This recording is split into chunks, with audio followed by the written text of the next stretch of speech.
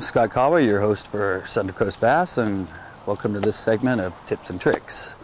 Now, what I'm going to do in this segment is try to explain what a reaction bite is, because we've all heard of them, and why it'd be good for you as a bass fisherman to learn some lures and some techniques that can get your reaction bite. And I think the best way to explain it is to explain it in a human term that most of us would understand, and that's what a reflex is. Say you put your hand on something hot, your reflex, you instantly move it away. If something comes at your head fast, or like somebody throws a punch, something, your natural reflex is to duck.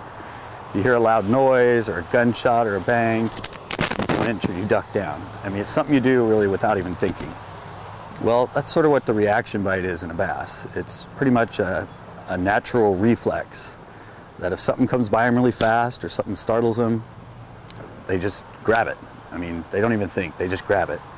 And this is great because the fish doesn't have to be active, doesn't necessarily have to be looking for food.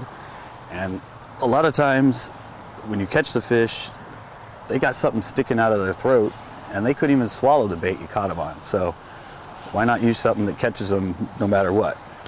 Now, a technique I use a lot that I developed is a high-speed cranking technique with shallow running little 4 to 6 foot baits and casting them and reeling them in within 10 seconds. It's something goes zipping by them for some reason, they just grab it.